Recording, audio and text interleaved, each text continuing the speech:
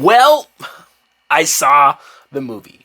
I wasn't initially planning on seeing it at least this soon or probably in theaters, but because of all the bad stuff I heard, because so many people commented asking, are you going to review this goddamn movie? And also, curiosity got the best of me. So I did see Joker 2, and fuck.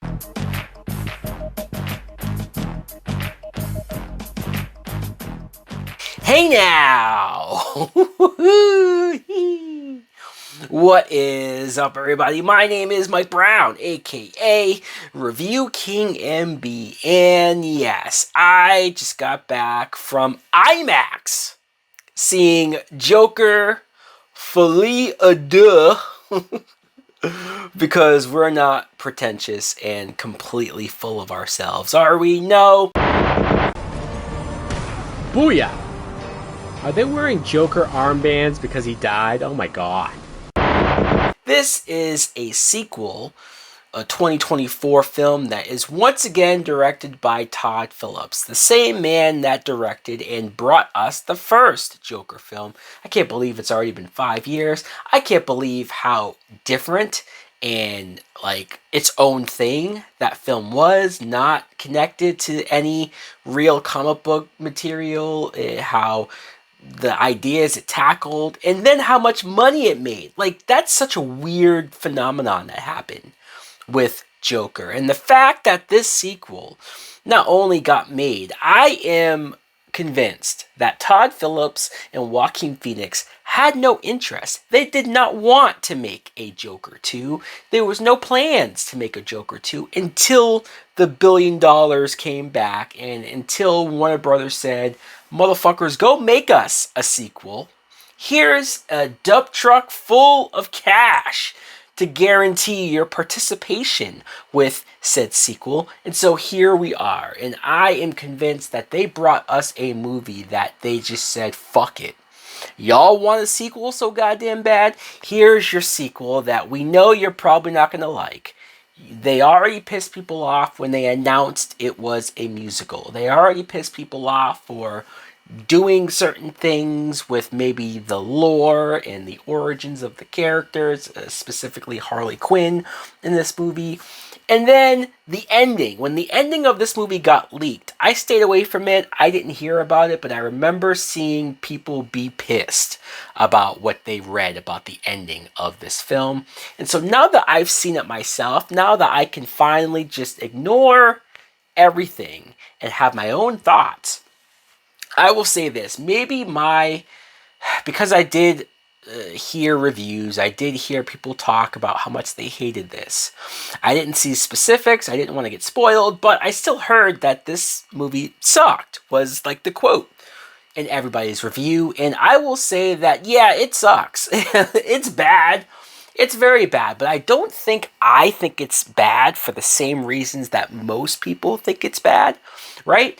I went into this movie not expecting a traditional Joker, not expecting a true comic book Joker. I did not go into this movie expecting Joaquin Phoenix to break out of jail, break out of prison, and go on to become the clown prince of crime that we all know and love. Because there was nothing in that first movie that made me think that would happen or that this is what they were building towards. I think people wanted something from this second movie, or at least maybe even the first film. Like, they wanted this to go in a direction, and they were not going in that direction.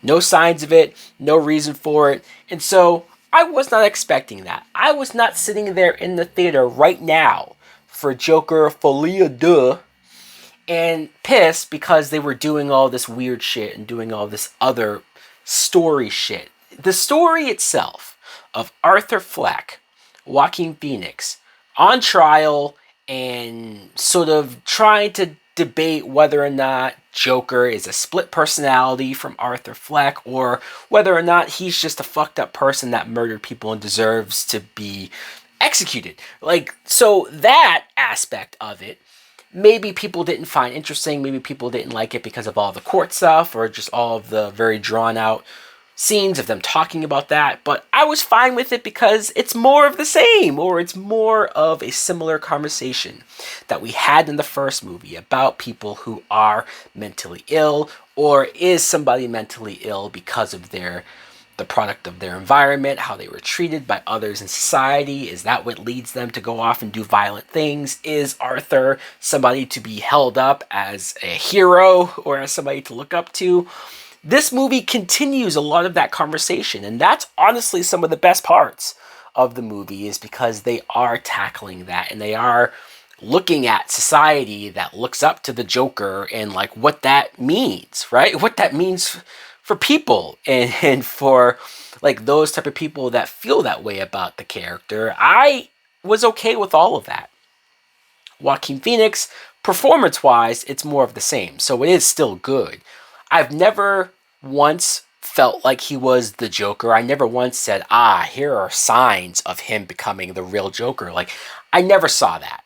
And so if you're looking for that, you won't like it. But as him playing a dude that is disturbed and sympathetic, but sad and depressing and has a murderous side to him, he plays all of that very well. And so you're seeing a lot of this movie of him in prison or in Arkham, and he's dealing with all of that. So that's going on, right?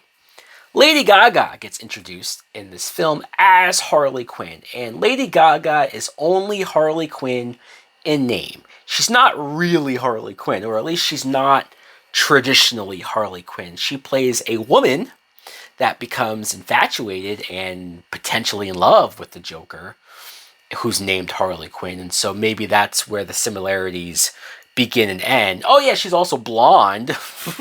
So there's that, but so much of her character, the dynamic of their relationship and who's actually in charge and in control of what's going on, I didn't mind that change because again, it's all been changed. So them changing with that or playing with that, it sort of reminded me of the Harley and Joker dynamic from one of the Batman Telltale video games. It's very similar, where like Harley's the one that's kind of calling the shots, and I was okay with that. Is it my Harley and Joker story? Of course not, but I was able to go along with what they were doing there. The biggest problems I have is the musicals. The musicals are terrible. They're awful. There's just the movie, when I'm trying to vibe with the story and the scenes of characters interacting and talking and just whatever's going on, they'll break into songs. And it's like, I'm not a musical person.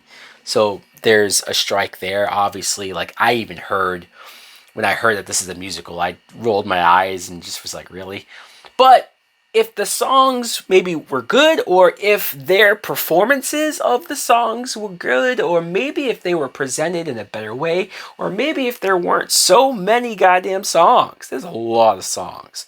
And a lot of these songs brought the film to a screeching halt. A lot of the songs just sort of felt forced in and shoved in to maybe make this movie longer. It's over 2 hours long, and so there's a lot of issues there. I felt like there's a decent idea of like, well, a lot of the musicals are going to be in Joaquin Phoenix's head, Joker's head. Like this is going to be him sitting there fantasizing about all of this crazy over-the-top stuff of him and Harley doing stuff and singing. And it's like, okay, on paper, that's actually not a terrible idea. And you could actually make that work, especially because the villains are, it's their point of view. So fine, but I heard that Todd Phillips actually wanted and directed Joaquin Phoenix and Lady Gaga, of all people, somebody who's predominantly known for singing and being good at it. He wanted them to purposely sing badly because, well, their characters shouldn't be good singers. And it's like, well, yeah, I guess their characters shouldn't be good singers, but most of the musicals are a fantasy. Most of these musicals, they don't have to sing bad because it's in their head. They can sing really good, and it works because they're going to think of themselves as good singers. It's like when Arthur fantasized about being a comedian in the first film, and he was funny, or people found him funny, but he wasn't really funny, right? So that seemed overthought. That seemed like, why do you cast Lady Gaga if you're not going to take advantage of her as a singer? That is dumb. It's dumb on so many levels. Another thing that a lot of people had issues with is the ending. I talked about it. And I will say this with the ending. I'm not saying I love the ending. I don't hate the ending. I really don't. I'm very whatever. I'm very apathetic. I'm very just like, yeah, I kind of expected it to go this way because what else did this movie do to make you think that what Batman was going to show up and we were going to get this classic Batman Joker fight? Like, no, right? This movie was so doing its own thing and so going in that direction that I did not expect them to all of a sudden turn and veer towards a story that I would have preferred. Sure, it's not like something I'm going to go back to, but it's like, it's weird that I think people maybe expected something better or that people wanted it to go a certain way. It ended in a way that I thought made sense for this story and this character, this version of it. But it's certainly not a movie that I would recommend or care to rewatch or own. I did not care for this. I didn't like it. I like parts of it. I like things about it. But there's too much bad. There's too much bullshit. There's too much bullshit to get through in order to get to anything that could be considered decent, that it's not worth it. I'm going to give this some old bullshit. Man, this some old bullshit. So guys, what a roller coaster of emotions just talking about this and how I feel about this after seeing it. Let me know in the comments below if you have seen Joker Folie Deux. What did you think of it? Did you hate it? Or is there somebody out there, somebody, anybody, that did maybe like this movie? Why? Tell me why.